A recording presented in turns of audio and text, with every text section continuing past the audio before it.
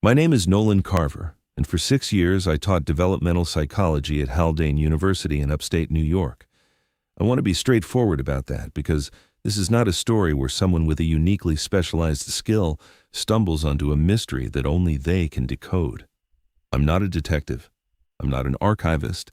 I'm not someone who spent their career handling classified materials or mapping forgotten infrastructure. I'm a man who taught undergraduates about how children learn to form secure attachments. And I found what I found because I was driving around looking for a place to park my car. That's the truth. A parking space. It was September of 2019, the Thursday before fall orientation. I'd been at Haldane for 4 years by then. It's a small private university, about 4,000 undergraduates, a modest endowment propped up by alumni loyalty and one or two generous families whose names appear on half the buildings. The campus was built in the 1890s on a hillside above the town of Brannock, New York, and it's been renovated in overlapping waves ever since. Sandstone halls from 1904 share courtyards with glass-fronted science wings from 2016. The old and new press against each other constantly, and no one finds it strange, because that's just what a campus looks like after 130 years. I knew the campus well. I walked it every day. I parked in Lot C behind the Carrigan Humanities Center, and when Lot C was full, I drove down to the auxiliary gravel strip behind the physical plant where the maintenance vehicles idle in the mornings. On that Thursday, both were full. Orientation week floods the campus with parents dropping off first years, prospective donors being given tours, student org volunteers setting up tables on the quad. The parking situation, which is bad in any normal week, becomes genuinely hostile. I circled Lot C twice, then drove down to the gravel strip, found it packed with unfamiliar SUVs, and kept going east along the service road that traces the back edge of campus. I'd never driven that far along it before. The service road is a utility route. It feeds the loading docks behind the dining halls and eventually connects to the county road that runs past the athletic fields. It's a cracked 2-lane strip with no markings, no signage, and no reason for a faculty member to use it as anything other than a shortcut out of campus. About a quarter-mile past the physical plant, the road curves south through a dense stand of old hemlock trees. The canopy closes overhead, and the light changes that particular quality of deep green shade you get in old-growth conifers. The road narrows slightly, and then, on the left, there was a building. I need to be precise about what I saw, because later, when I started telling people about it, precision was the only thing that kept me credible. I did not see a ruin. I did not see a collapsed barn or a disused shed or any of the small derelict structures that accumulate at the margins of old campuses. I saw a university building. 3 stories, red brick, white-painted window frames in a style consistent with the Georgian Revival architecture of Haldane's 1920s expansion. It had a slate roof with copper flashing at the ridgeline. It had a covered entryway supported by 2 fluted columns. It had concrete steps, 5 of them, leading up to a pair of wooden double doors with brass push bars. Above the doors, carved into a limestone panel, was the number 1927. The building sat at the end of a short access drive that branched off the service road at a gentle angle. The access drive was paved old asphalt, cracked and heaved in places by frost, but unmistakably paved, and it led to a small parking area in front of the building. The parking area could hold maybe 20 cars. It was lined with concrete wheel stops, the same type used in every other campus lot. 2 light poles flanked the access drive, both dead, but both identical in model to the fixtures in Lot C. A concrete walkway extended from the parking area to the front steps, with expansion joints every 4 feet, poured in the same style as every sidewalk I'd ever walked on at Haldane. I pulled in and parked. I sat in my car for a moment, not because I was frightened, not because I sensed anything wrong, but because I was genuinely confused. I'd been on this campus for 4 years. I had attended faculty senate meetings where we reviewed the campus master plan, a document that maps every building, every lot, every utility easement, every planned construction zone on the property. I had seen that plan projected on the screen in the Senate chamber at least a dozen times. This building was not on it. This building had never been on it. And yet, here it was, looking exactly like every other Haldane building from the same period, right down to the brand of lock on the door. I got out of the car and walked to the entrance. The doors were locked, not padlocked, not boarded, not chained.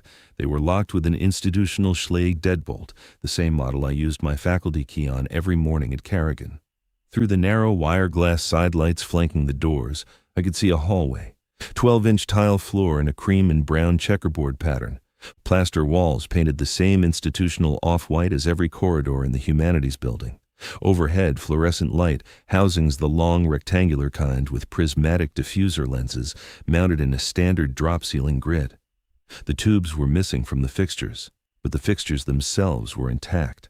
The hallway ran straight back into the building's interior and terminated at what appeared to be a stairwell door, a steel fire door with a small square window, identical to the ones in Carrigan. There were rooms on either side of the hallway. Their doors were closed. The doors were solid wood with frosted glass transoms above them, the old-fashioned kind where the glass panel tilts open on a pivot for ventilation. Each door had a small metal frame mounted at eye level, the type designed to hold a nameplate card. The frames were empty. I walked the full perimeter of the building. It took about 5 minutes. The ground floor windows on the south face looked into what appeared to be office spaces. Some still had furniture-heavy metal desks with formica tops, gray steel filing cabinets, a wooden bookcase in one room. In one office, a chalkboard was mounted on the wall with a narrow tray at the bottom still holding 2 nubs of white chalk. In another, a wall-mounted clock, a standard simplex institutional clock, the same brand that hung in my classroom, was stopped at 2:17. I couldn't tell whether that was morning or afternoon, and for some reason that small ambiguity stayed with me more than anything else that day.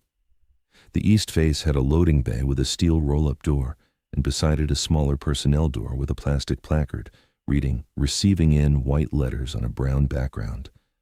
The north face was partly obscured by overgrown yew bushes, but I found 4 window wells at ground-level concrete-lined light wells looking down into a basement. The basement was dark. I crouched and peered in, shading the glass with my hands. I could see the upper edges of industrial shelving, the heavy-duty steel kind, bolted to the floor, and beyond that, nothing. Just dark. On the west face, partly hidden by an overgrown boxwood hedge that had crept across the wall, there was a bronze plaque mounted at eye level. The plaque was green with age, the patina thick in the recessed letters, but I could read it clearly. Pell Hall, Department of Applied Cognitive Studies, Haldane University, 1927. I stood there for a while, reading it twice. I took 2 photographs on my phone, one of the plaque and one of the date stone. And then I walked back to my car and drove to Lot C, where someone had left and a space had opened up.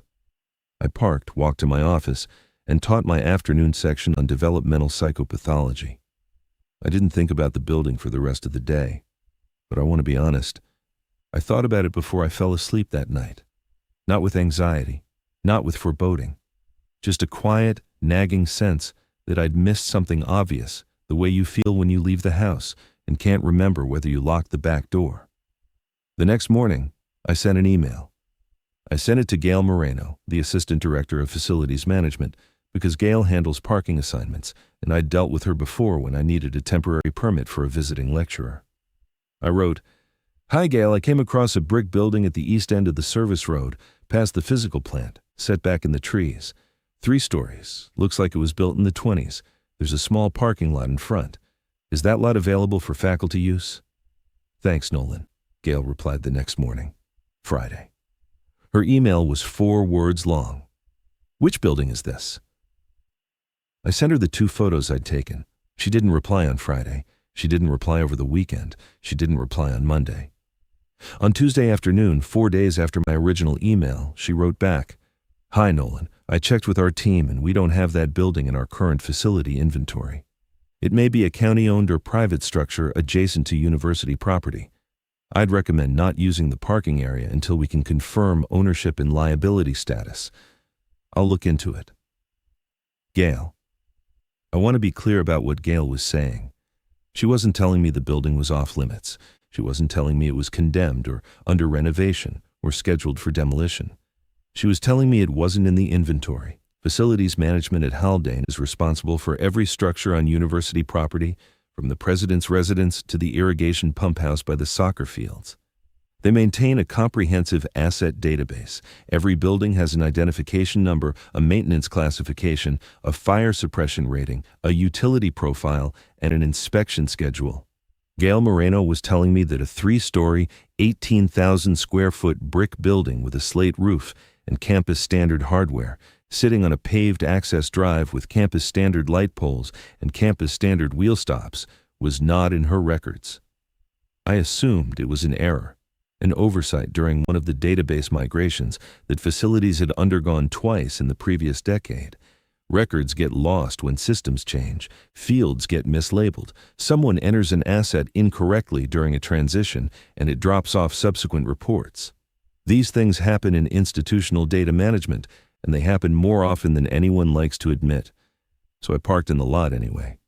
It was convenient. It was closer to Carrigan than the gravel strip, and it was always empty.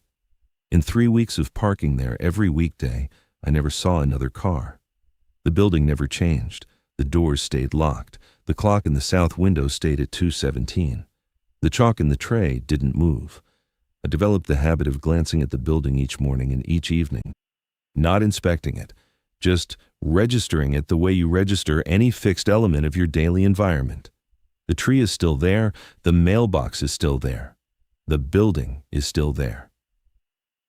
On October 14th, I received an email from the provost's office.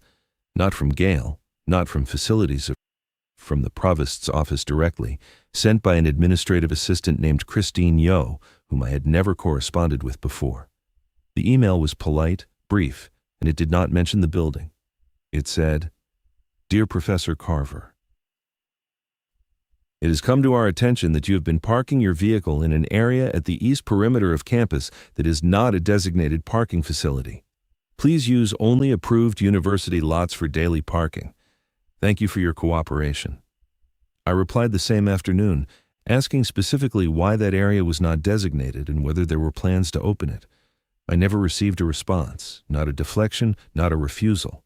The email simply went unanswered, as though it had been sent into a space that didn't accept replies. I stopped parking there. I went back to the gravel strip behind the physical plant and resumed my daily walk to Carrigan. But I'd be lying if I said I stopped thinking about it.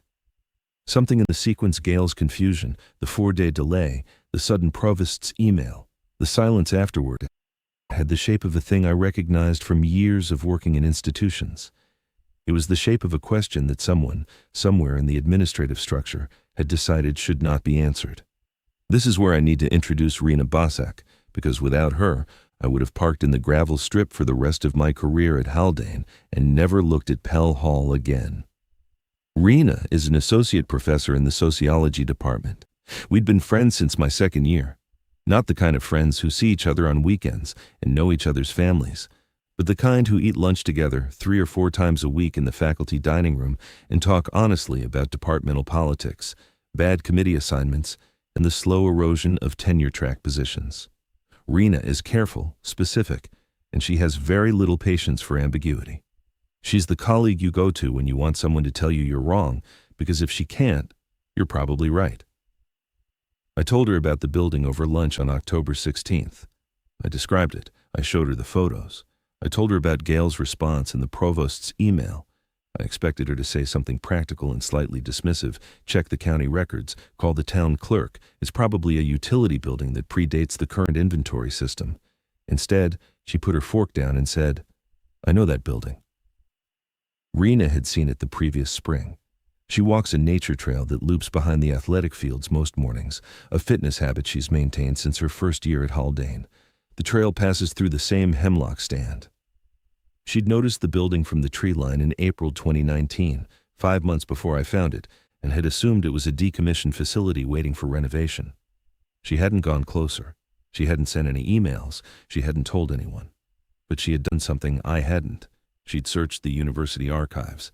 Rena has a sociologist's reflex for documentation.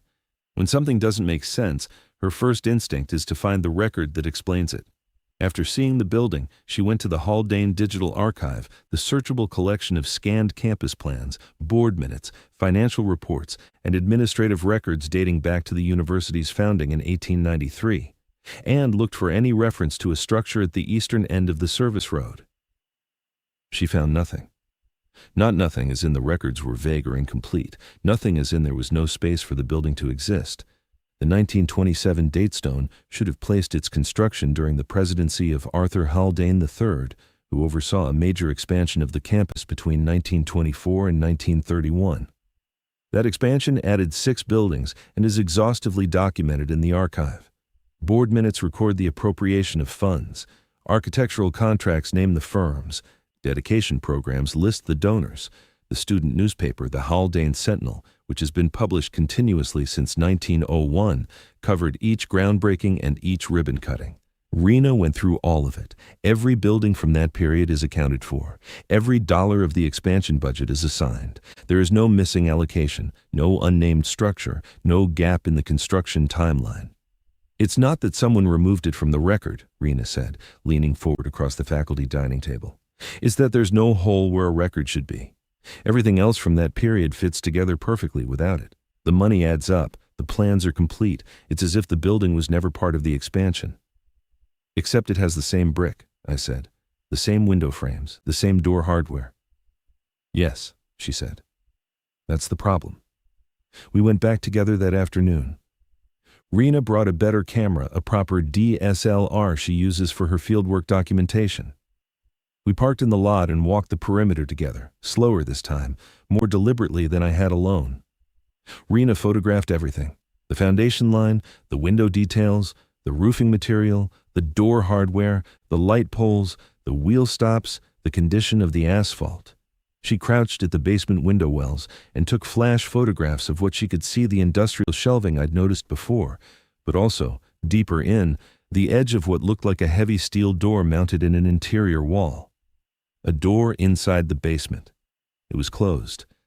On the west face, I showed her the bronze plaque. She read it twice, the same way I had. Pell Hall, Department of Applied Cognitive Studies. Haldane University, 1927. There has never been a Department of Applied Cognitive Studies at this university, she said. Not as a question, as a fact. I confirmed it.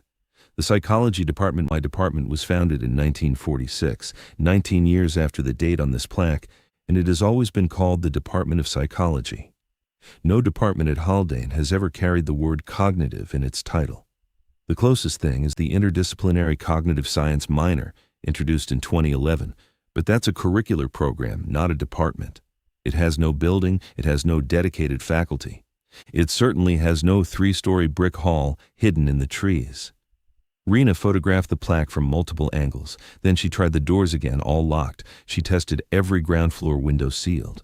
She walked to the loading bay and examined the roll-up door, which was padlocked with a heavy-duty master lock, the body of it brown with rust, but the shackle still firm. The receiving door beside it was locked with the same Schlage deadbolt as the front entrance. We stood in the parking lot afterward and had the conversation you have when 2 trained professionals are looking at the same evidence and neither one can make it fit. Either the building is real and the records are incomplete, I said. Or the records are real and the building shouldn't be here, Rena said. Those aren't the only 2 options. No. The third option is that the records are complete and the building is here anyway. She paused. Which means the building was never part of the official university. It was always separate, always outside the system.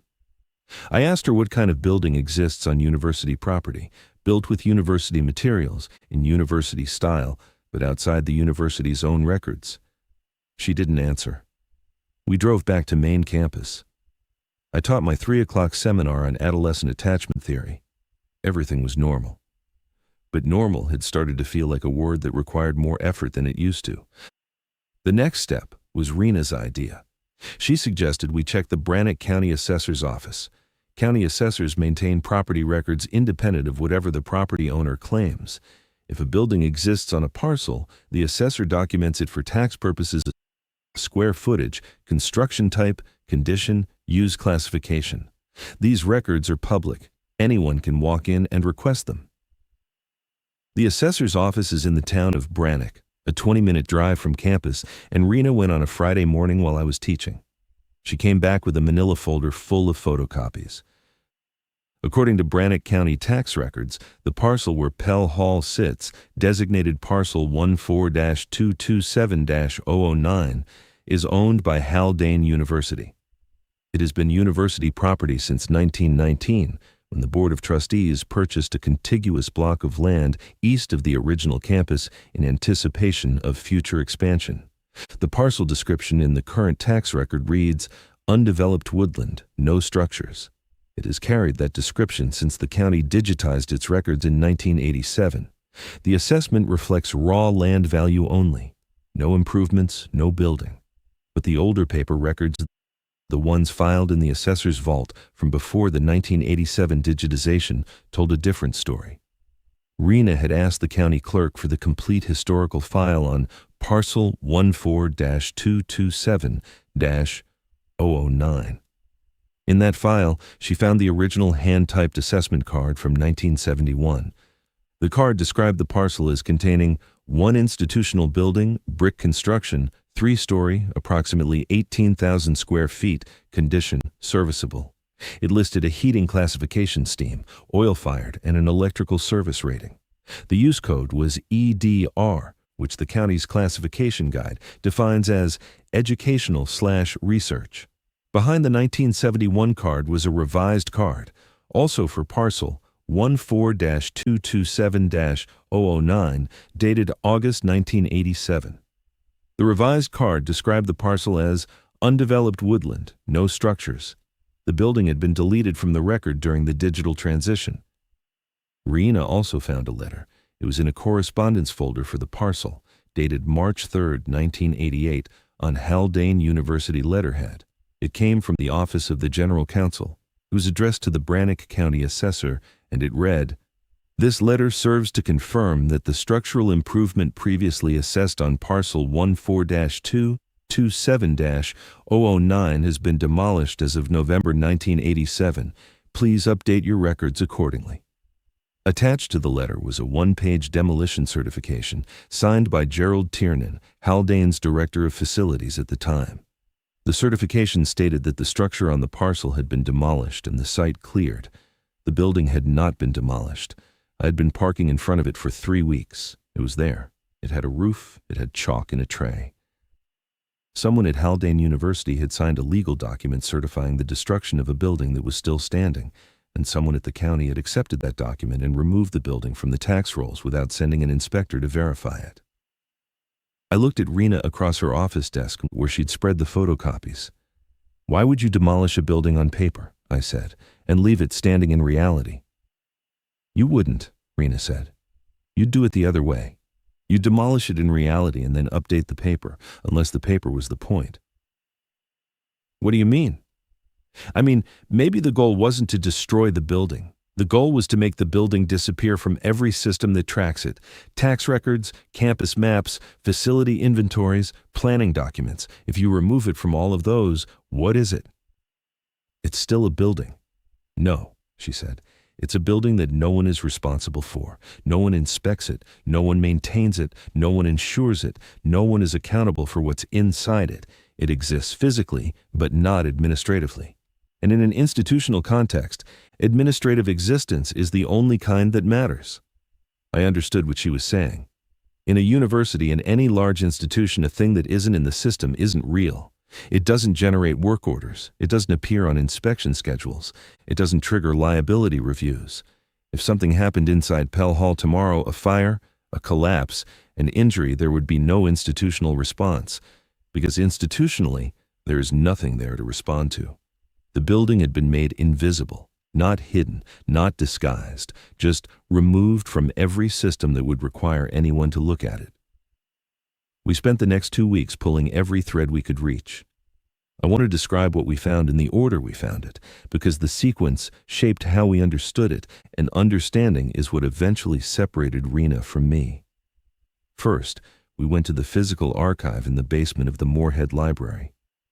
The physical archive contains materials that have never been digitized: boxed files, administrative ledgers, photographic negatives, correspondence collections. Access requires a written request and a staff escort. We submitted a request for any records related to Parcel 14-227-009, the campus construction period 1924 to 1931, and the name Pell Hall. The archivist, Dorothy Sills, had worked in the Moorhead basement for 31 years.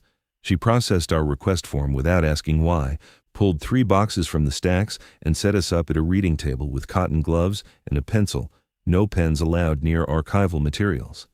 2 of the boxes contained general records from the 1920s expansion, architectural contracts for other buildings, board minutes approving construction budgets, newspaper clippings from the Sentinel. We'd seen most of this in digital form already. The 3rd box was different. Its label read, Pell MISC Restricted. There was no accession number, no date range, no provenance note. The word restricted was typed directly onto the label in capital letters. Dorothy looked at the label and then checked her catalog terminal. It says restricted on the box, she told us, but there's no restriction flag in the database, no access code, no approval requirement. Someone labeled it restricted but never entered the restriction into the system. She let us open it.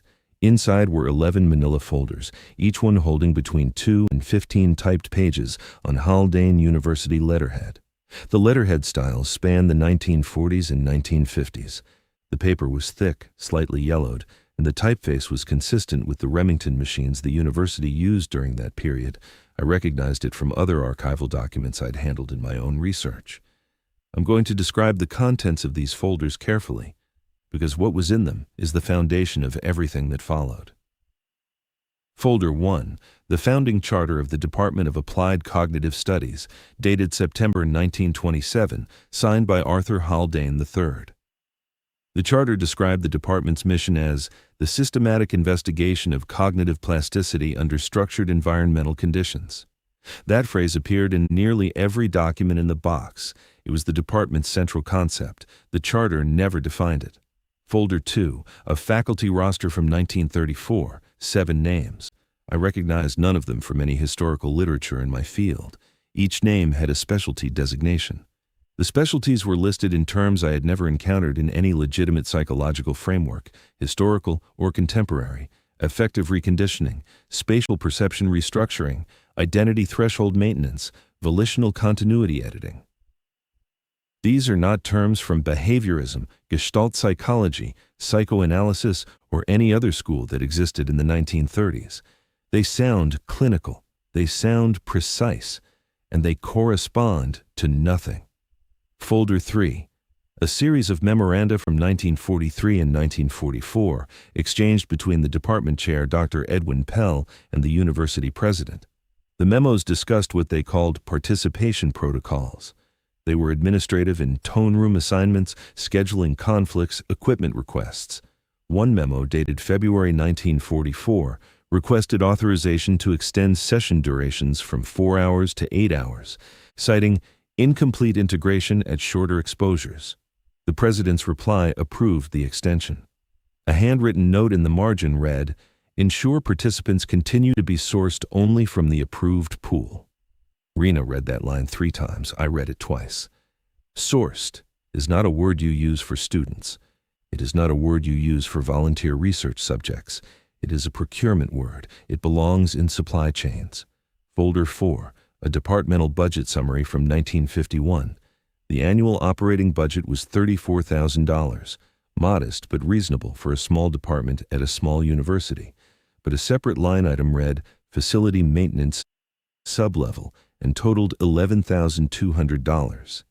The above-ground maintenance budget for the entire building was $6,400. The sublevel, the basement, cost nearly twice as much to maintain as the 3 floors above it. Folders 5 through 8, correspondence between Dr. Pell and external parties. Some were at other universities' institutions I recognized, major research centers. Others were identified only by acronyms: OBR, DCRI, NCS. I have never been able to determine what these acronyms stand for. The correspondence was technical and careful. It discussed cohort outcomes, post-session integration metrics, retention variance across exposure windows. One letter from 1956, sent to Dr. Pell from someone at the OBR, included the sentence, The Haldane protocols continue to produce the most consistent restructuring outcomes of any participating site. We recommend expanding the sublevel capacity to accommodate the projected 1957 cohort. Folder 9, a single handwritten page, 43 names in a neat column, each followed by a date. The dates ranged from 1941 to 1959. There were no column headers, no title, no explanation. 27 of the 43 names had a small pencil checkmark beside them. 16 did not. Folder 10, a memorandum dated April 12, 1961, from the university president to the board of trustees, marked confidential. The memo announced that the Department of Applied Cognitive Studies was being dissolved effective immediately. All departmental records were to be collected and secured. All references to the department and university publications, catalogs, and maps were to be removed. Pell Hall was to be sealed and excluded from all future campus planning documents. The memo gave no reason for the dissolution. Folder 11. Folder 11 was a letter from a Haldane alumnus dated June 1974. It was addressed to the university president, a different president by then, 2 administrations removed from the one who signed the dissolution order. The letter was written in a controlled, formal hand on personal stationery. The alumnus identified himself as a 1953 graduate who had been a participant in the Pell Hall program during my junior and senior years. The letter was a request for help. The alumnus wrote that since 1968 he had been experiencing what he called integration recurrence, episodes in which he lost awareness of his surroundings for periods ranging from minutes to hours, found himself performing complex actions he had no memory of initiating, and experienced what he described as the room reasserting itself around him. He wrote that during these episodes he perceived himself to be back inside a specific space, a space he described as below ground level, lit from sources he could not identify, with walls that were closer than they should have been. He wrote that the episodes were increasing in frequency and duration, and that his wife had observed him speaking during them in a voice she did not recognize as his. He wrote that he had contacted the university 3 times previously, in 1969, 1971, and 1973, and had never received a reply. The letter closed. I would like to know if the program has been resumed, because something in me responds as though it has. I feel the sessions continuing. I would like them to stop. Please tell me how to make them stop. Stapled to the letter was a reply from the Haldane office of the General Counsel, dated 2 weeks later. 1 sentence. The university has no record of the program or department you describe. Rena and I sat in the archive reading room for a long time after we finished folder 11. The cotton gloves were still on our hands. The pencil sat untouched between us. Dorothy Sills was somewhere in the stacks, out of earshot. The basement was quiet except for the hum of the climate control system that keeps the archival materials at 65 degrees and 40% humidity. I looked at Rena. She was staring at the folder, not at the letter, but at the reply. The 1-sentence reply from the General Counsel. They knew, she said. They had the box.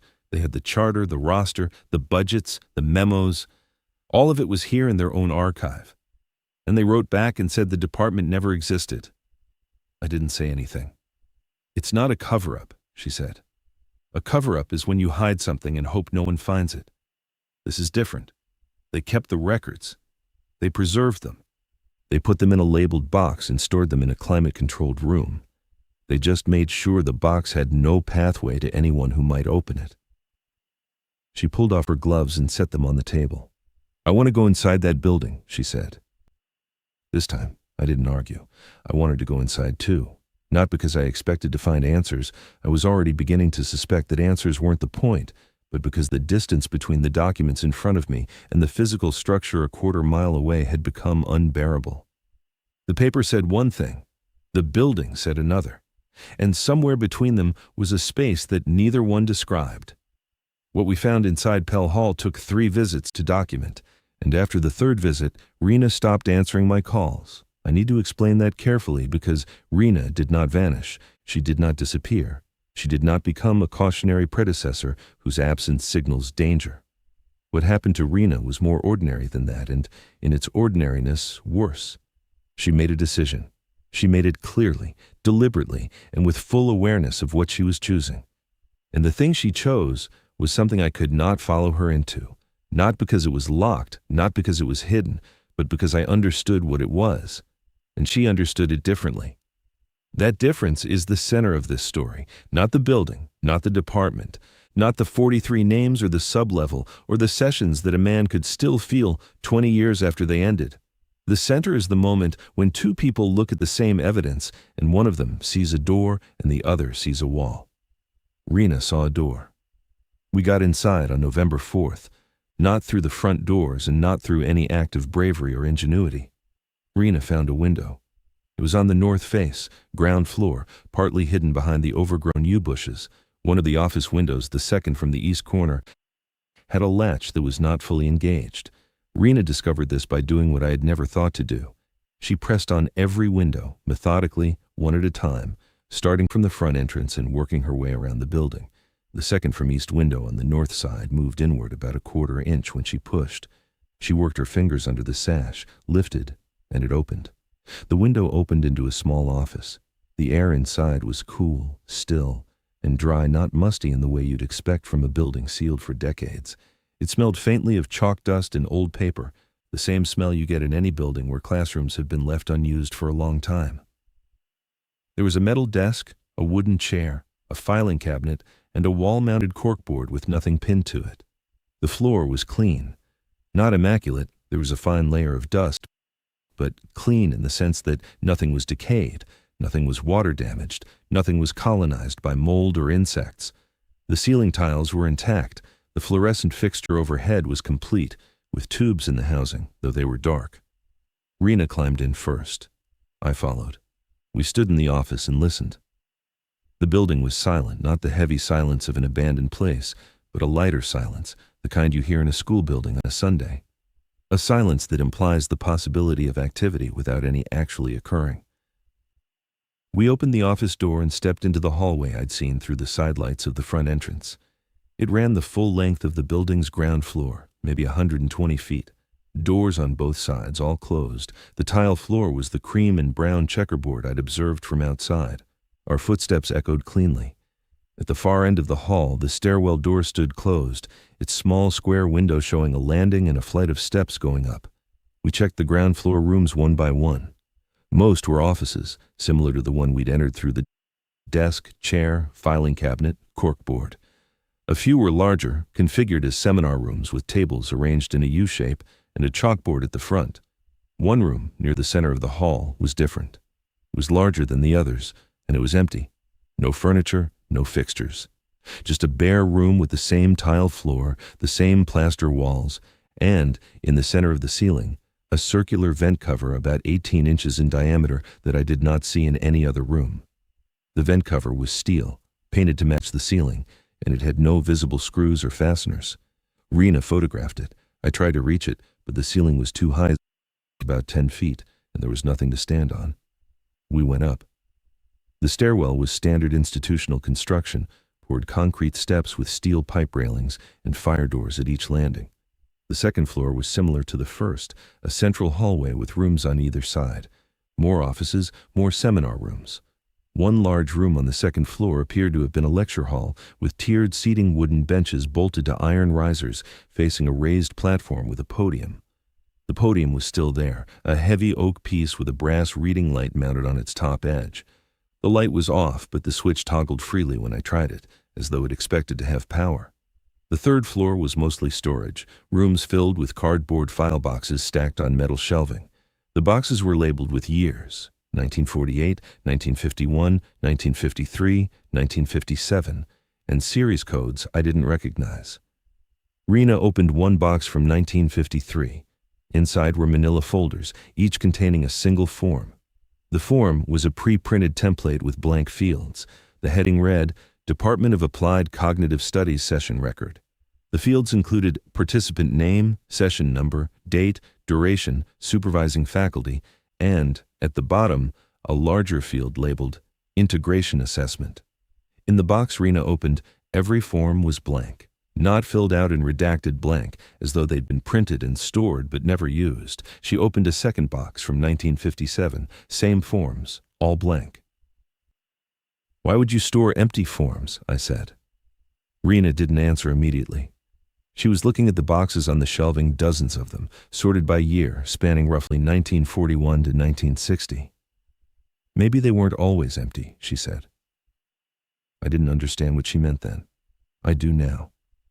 We went back down to the ground floor and found the door to the basement.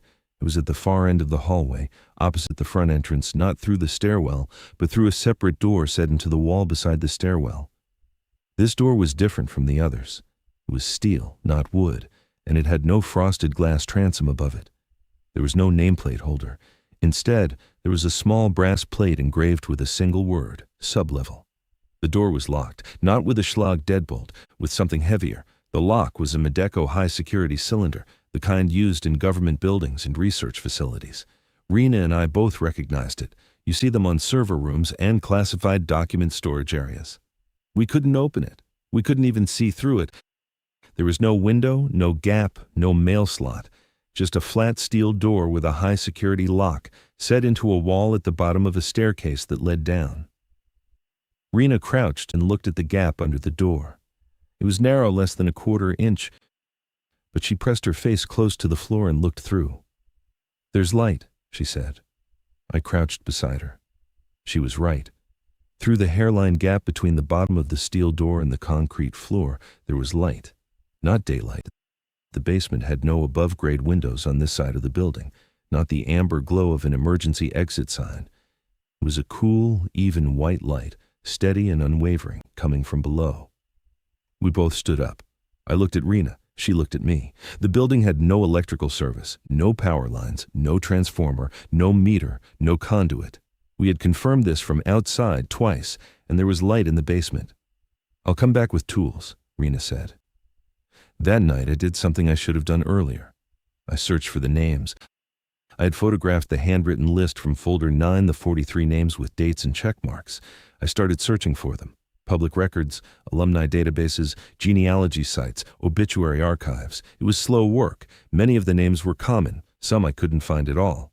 But over the course of 3 evenings, I identified 16 of the 43 with reasonable confidence. 9 of the 16 were dead. Of those 9, 7 had died between 1965 and 1980, the same general period during which the alumnus from folder 11 had begun experiencing his integration recurrence. The causes of death, where I could find them, were unremarkable. Heart failure, stroke, a car accident, cancer, normal deaths, expected deaths. But the other 7, the ones who were still alive, or at least for whom I could find no death record, I could not find at all. Not dead, not alive. No obituary, no address, no phone listing, no social media profile, no mention in any searchable database after approximately 1961. They existed in records up to a point, and then they stopped. Not dramatically, not mysteriously. They simply ceased to generate the documentary evidence that a living person produces. No tax filings, no voter registrations, no property records, no marriage licenses, no nothing. I mentioned this to Rena the next day over lunch. She listened without interrupting, which was unusual for her. When I finished, she said, 27 of the names had check marks, 16 didn't. You found death records for some of the checked names, and complete absence for the unchecked names. That's the pattern, yes. So the check mark might mean completed, finished, done with the program, released back into their lives where they eventually died of normal causes. And no check mark? Rena looked at me steadily. No check mark might mean they didn't complete, or it might mean they completed something else. Rena went back to Pell Hall alone on November 9th. She didn't tell me she was going. I found out because she sent me a text message at 11:47 p.m. that night. It said, "I got the door open. You need to see this. Come tomorrow morning. Bring a flashlight and your phone. Don't tell anyone." I drove out before dawn. The sun wasn't up yet when I parked in the empty lot. The hemlock trees were black against a gray sky. Rena's car was already there. She was standing by the north side window we'd used before, and she had a canvas bag at her feet. When I approached, she didn't greet me normally. She looked at me with an expression I'd never seen on her face, not fear, not excitement, something closer to the look of someone who has just received a diagnosis they don't yet fully comprehend. "I picked the lock," she said. "It took me 2 hours with a tubular pick set I ordered online. I went down around 9 last night." "You went down alone? At 9 at night?" "Yes." "Rena. Just come look." We climbed through the window and walked down the ground floor hallway to the steel door marked sublevel. It was ajar now, the medical lock showing scratch marks where Rena had worked the pick. The cool white light was still there, seeping around the edges of the door in a thin bright line. Rena pushed the door open.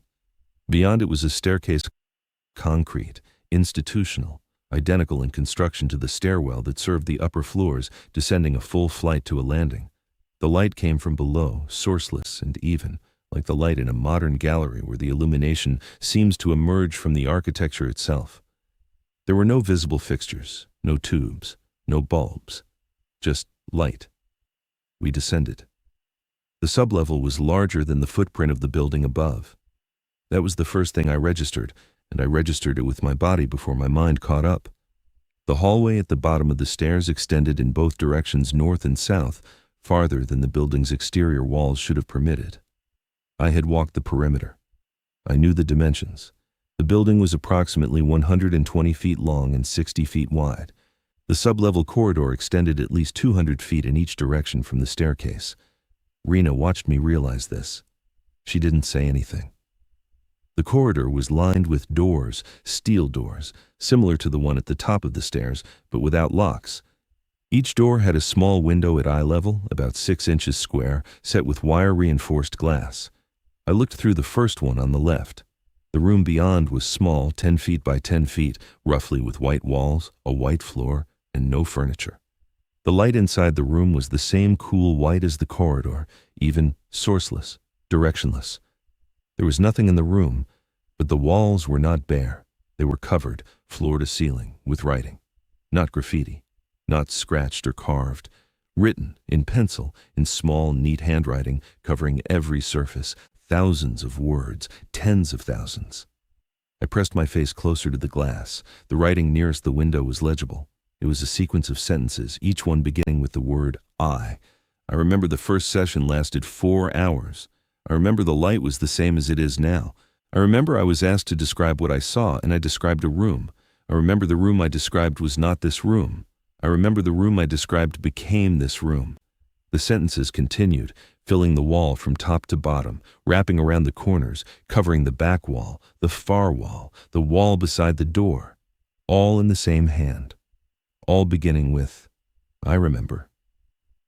I stepped back from the window. My hands were shaking, not from fear, from recognition. What I was looking at was a psychological record, a first-person account of an experience written in the precise, effectless style of a clinical self-report. Whoever wrote this had been trained to document their own internal state. They had been trained to do it thoroughly, and they had been given the time and the means to cover every inch of a 10 by 10 room. Rena was standing behind me. "They're all like that," she said. "Every room. Some have writing on the walls, some have writing on the floor. One room on the south corridor has writing on the ceiling, which means someone was writing while lying on their back." "How many rooms?" "I counted 31 doors. I didn't open any of them. They push open from the outside." "You didn't go in?" She paused. "I went into one, the third one on the right." "And?" "I stood inside for about 30 seconds. The light changed." "Changed how?" "It got warmer, not brighter. Warmer. Like it was adjusting to me being there." I didn't respond to that. I looked down the corridor, the impossible corridor, the one that extended far beyond the boundaries of the building above, and I saw the doors stretching into the distance, identical, evenly spaced, each one with its small square window. "Rena, this can't be what it looks like." "What does it look like?" "It looks like cells. It looks like what they were using," she said. "Whatever the sessions were, whatever cognitive plasticity under structured environmental conditions means. This is where they did it, and the people who were in these rooms wrote down what happened to them. In 1953, in 1957, these people have been dead for decades. Some of them. The checked ones. She looked at me. What about the unchecked ones? I had no answer. We stood in the sublevel corridor of a building that didn't exist in any record, lit by a light that had no source, looking at doors that led to rooms where people had written their own experiences on the walls in pencil. And neither one of us could identify the boundary between what was documented and what was happening. We went back to the surface. We climbed out through the north window. The morning had arrived while we were below full daylight now, pale November sun cutting through the hemlocks. My car and Rena's car sat in the empty lot. The building stood behind us, red brick, white window frames, slate roof, exactly as it had always been. Nothing about its exterior acknowledged what was underneath it. We sat on the concrete wheel stops and didn't speak for several minutes. Then Rena said, "I want to read the walls." We photographed them. You photograph the corridor, the doors. We can blow up the images, read what's visible through the windows. That's not what I mean. I want to go inside the rooms one by one and read everything that's written in them. I want to transcribe it. I want to understand what the sessions were. We should take this to someone. The dean, the provost, a journalist, someone who can force an institutional response. And tell them what? That we broke into a building that doesn't exist and found rooms with writing on the walls underneath it? We'll sound unhinged, Nolan. And even if they believe us, what happens? The university sends a team out here, and the first thing they do is seal it. The second thing they do is add a real restriction to that archive box. The third thing they do is threaten our positions for unauthorized entry into a university-owned structure. You know how institutions respond to embarrassment. They protect the institution. She was right. I knew she was right. I'd seen the university's response to far less threatening situations. A Title IX complaint handled quietly, a financial irregularity in the athletic department smoothed over before it reached the press. Institutions protect themselves. It's not malice, it's physics. Rihanna understood this as a sociologist, and I understood it as someone who had attended enough faculty senate meetings to know that the distance between a concern raised and a concern addressed can be measured in years. But her alternative spending days or weeks in those rooms, reading walls, alone or with only me, felt like something different, something I couldn't name. I didn't argue with her that day. I said I needed time to think, and she said she understood, and we drove back to campus separately. That night I couldn't sleep. I lay in bed in my apartment in Brannock, a second-floor unit above a Greek restaurant, small but adequate, and I thought about the sentences on the wall. I remember the room I described was not this room. I remember the room I described became this room. I thought about the light that had no source. I thought about the corridor that was longer than the building, and I thought about Rena's face when she told me the light had gotten warmer. She hadn't been afraid. That's what disturbed me. She had been interested, not in the way a researcher is interested in a finding, but in the way a person is interested in a feeling they've never had before. Rena began going to Pell Hall regularly after that. Not daily, every 2 or 3 days, usually in the evening after her last class. She told me about it openly. There was no secrecy between us. She would text me when she was going, text me when she left, and the next day at lunch she would tell me what she'd read. She was transcribing the walls. She started with the first room on the left, the one I'd looked into through the window, and she worked systematically, photographing each wall section and then copying the text into a notebook by hand, because she said the handwriting on the walls had qualities the photographs didn't capture. Hesitations, pressure changes, places where the pencil had paused and then continued with slightly different slant, as though the writer had looked up or thought or experienced something before resuming. The content of the writing was consistent across the rooms she transcribed. Each room appeared to be the record of a single person's experience during the sessions, whatever the sessions were. The writing was always in first person. It always used the phrase, "I remember." And it always described the same sequence of events, though the details varied by individual. First, the participant was brought to the sublevel and placed in a room. The room was empty and lit. The participant was asked to describe what they perceived. They described the room. They were in the white walls, the even light, the dimensions. Then they were asked to describe a different room, a room of their choosing, a room from memory, their childhood bedroom, a classroom, a kitchen, any room they could recall in detail. They were asked to describe it completely, dimensions, colors, textures, objects, light quality, sounds, smells.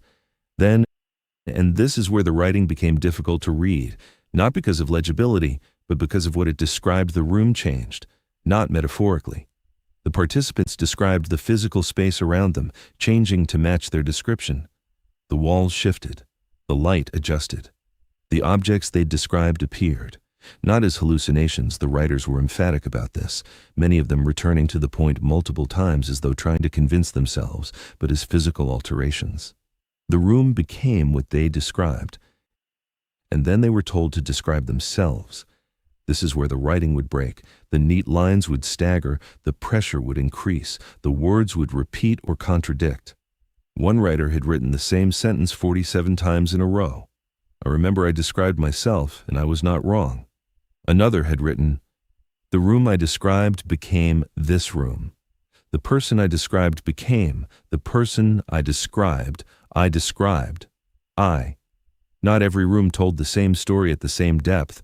Some contained only the early stages, the initial descriptions, the room shifts, the growing amazement. These rooms had less writing. The writers seemed to have stopped early, or been stopped. Other rooms were covered floor to ceiling, including the door, including the inside of the window frame, in text so dense and small that Rena needed a magnifying glass to read it. Those rooms described later sessions, longer sessions, sessions where the participant was asked not just to describe an external room, but to describe their own perceptual experience from outside, to narrate themselves as if they were someone else watching. And then the room would adjust to that too. The implication, the one I kept trying not to articulate, because articulating it would mean accepting it, was that the Department of Applied Cognitive Studies had developed a method, not a theory. A method. A means by which a person's description of reality could be made to overwrite the physical environment around them. And the sublevel of Pell Hall was where this method was practiced, refined, and for at least 43 people between 1941 and 1959, applied. Cognitive plasticity under structured environmental conditions. That was what it meant. Not the plasticity of the mind, the plasticity of the environment responding to cognition, a room that becomes what you describe, a space that reshapes itself to match the interior state of the person inside it. I told Rena this interpretation over lunch mid-November, and she nodded as though she'd arrived there days ago. The unchecked names, I said. The ones who vanished from all records after 1961. What if they didn't leave the building? What if they described something and it became real and they went into it?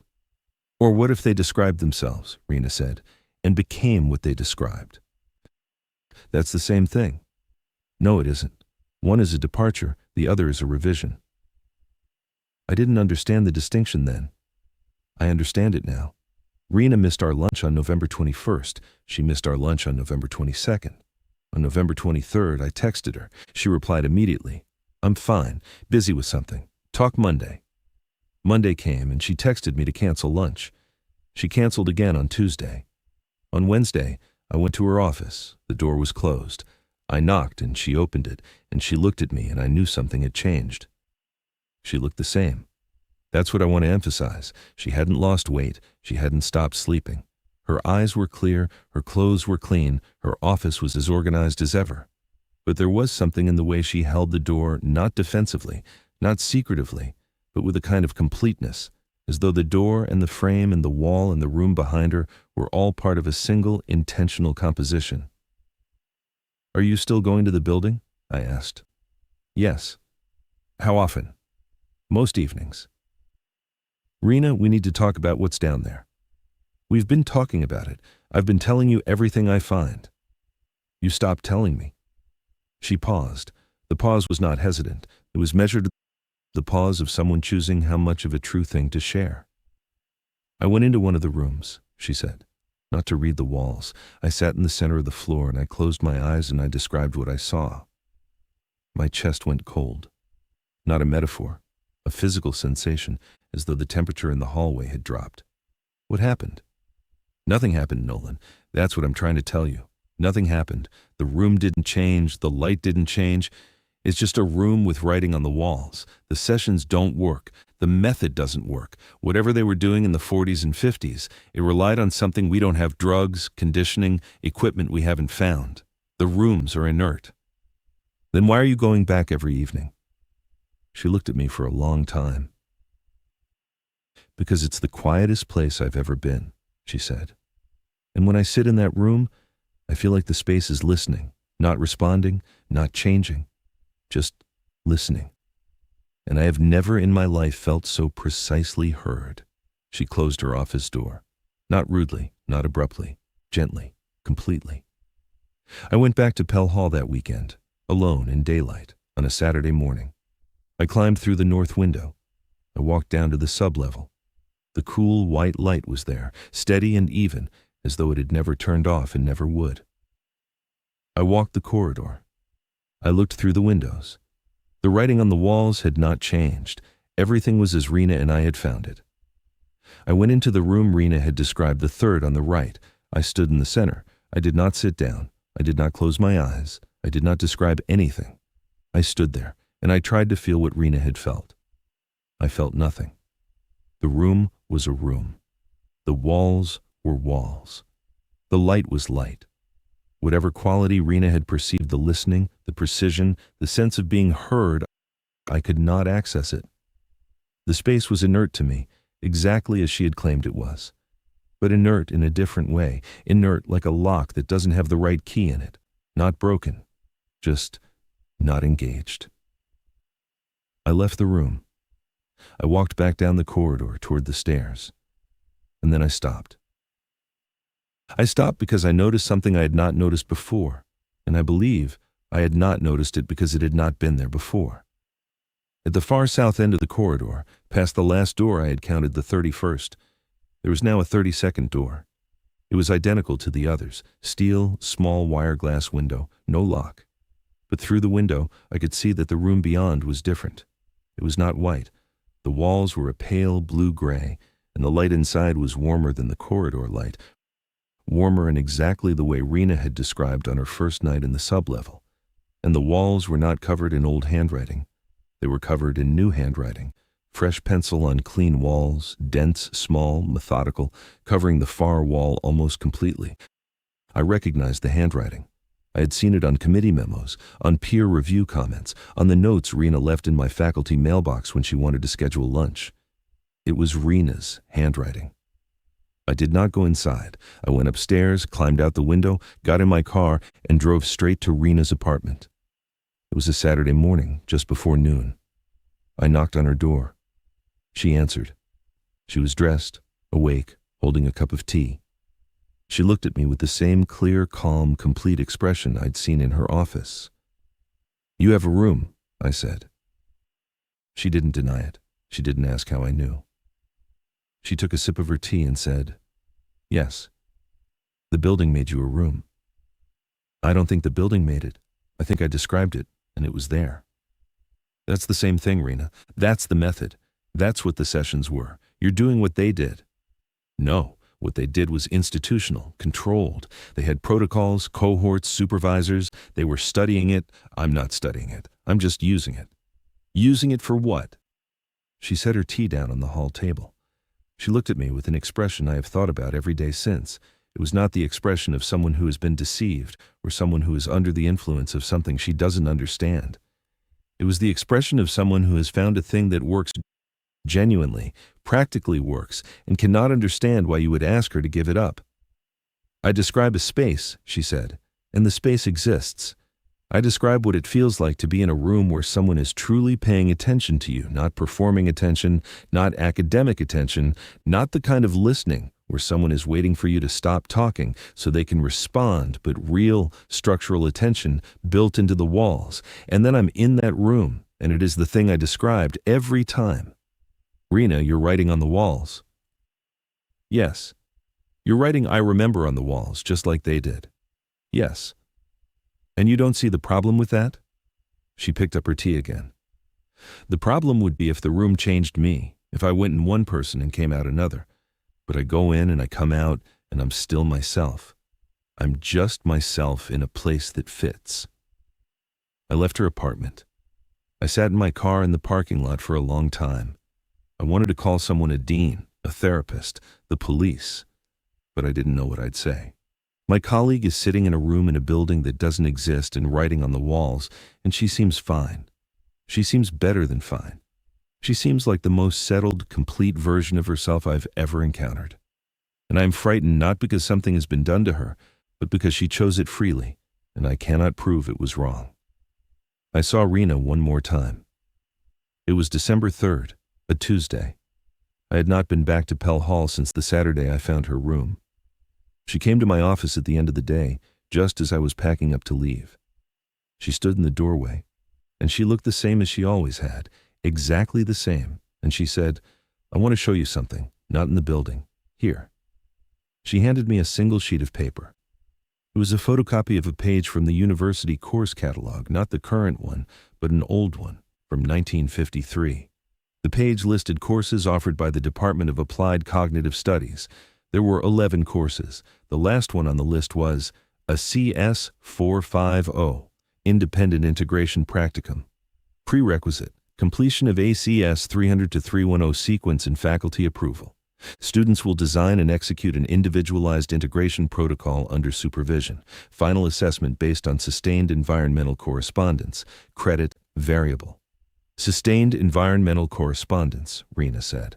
That's what it is. The room corresponds to you. You correspond to the room. It's not a prison. It's not a trap. It's a language. And they shut it down in 1961 because they couldn't control who learned to speak it. She took the photocopy back from me. She looked at it for a moment, then folded it and put it in her jacket pocket. "I'm going to take a leave of absence," she said. "I've already submitted the paperwork, personal reasons. I'll be back in the spring." "Where are you going?" She smiled. It was a real smile, warm, specific, directed at me. A smile between friends. "Nowhere," she said. "I'm staying right here. I just need time." She left. I heard her footsteps in the hallway, and then the stairwell door, and then nothing. Rena did take a leave of absence. The department confirmed it. Her courses were reassigned. Her office remained closed, but not empty. Her books were still on the shelves when I looked through the window in the door. She was not missing. Her landlord told me, when I asked, that she was still paying rent. Her car appeared in her apartment parking lot on some days and not others. She was alive. She was present. She was functioning. She was simply no longer available. I went back to Pell Hall one final time, in mid-December, just before the winter break. I told myself I was going to check on Rena's room to see if the writing had grown, if it had changed, if anything about it could tell me what was happening to her. The room was still there. Door 32. The warm light. The pale blue-gray walls. But the writing had changed. It no longer said, "I remember." The walls were now covered in descriptions. Detailed, precise sensory descriptions of spaces, rooms, buildings, landscapes, interiors. Each description was written in Rena's hand, and each one was vivid enough that reading it produced a flicker of recognition in me, not of a specific place, but of the feeling of being in a specific place. The descriptions were so thorough, so architecturally precise, so attentive to light and texture and dimension that they didn't read like writing. They read like blueprints. I backed out of the room and walked down the corridor. I counted the doors. I counted 34. There had been 31 on our first visit, 32 when I found Rena's room. Now 34. 2 new doors at the far end of the south corridor, both closed, both dark through their windows. Empty rooms. Waiting. I climbed the stairs, walked down the ground floor hallway, climbed out the north window, and drove home. I did not go back. Here's what I believe, and I want to distinguish it from what I know. I know that Pell Hall exists. I know it was built in 1927 for a department that the university has erased from its records. I know the department conducted sessions in a sublevel facility that is physically larger than the building above it and lit by a source I cannot identify. I know that at least 43 people participated in these sessions between 1941 and 1959, and that some of them wrote accounts of their experiences on the walls of their rooms. I know that the department was dissolved in 1961 and the building was systematically removed from every institutional record system over the following 26 years. I know that Rena Basak entered the sublevel, sat in a room, described a space, and found that the space responded. I know that she now has a room of her own in the sublevel and that she writes in it regularly, and that the number of rooms in the corridor is increasing. What I believe is this. The Department of Applied Cognitive Studies discovered that under certain conditions, human description can become architecturally real. That a person who describes a space with enough precision and enough sustained attention can cause that space to exist. That the sublevel of Pell Hall is not a fixed structure, but a responsive one. A space that grows according to the descriptions of the people inside it. And that the university shut this down not because it didn't work, but because it worked, and the implications of it working were more than any institution could contain. I believe the unchecked names on that list, the ones who disappeared from all records after 1961, did not die and did not leave. I believe they described spaces so completely that they moved into them. I believe they are still there, in rooms that correspond to them perfectly, in a corridor that extends further than anyone has walked. And I believe the building is still growing, not because someone is building it, because someone is describing it. Rena is on leave, her rent is paid, her car comes and goes, her office is closed, she is not missing. But sometimes late at night, when my apartment is quiet and the restaurant below is dark and the town of Brannock is asleep, I sit at my desk and I catch myself doing something that frightens me more than anything in that building ever did. I catch myself describing a room, not out loud, not in writing, just in my mind. Describing the dimensions, the light, the color of the walls, the texture of the floor, describing it precisely, describing it completely. And for a moment, just a moment, before I stop myself, I feel the air around me shift, not change, not transform, just lean slightly in the direction of what I'm describing, as if the space is listening, as if it's waiting for me to finish. I don't finish. I stop. I open my eyes. I look at the walls of my apartment and confirm that they are exactly what they have always been: plaster, off-white, fixed, indifferent. But each time the confirmation takes a little longer. And each time, the room I almost describe has a door with a small square window, and the number on the door is 35.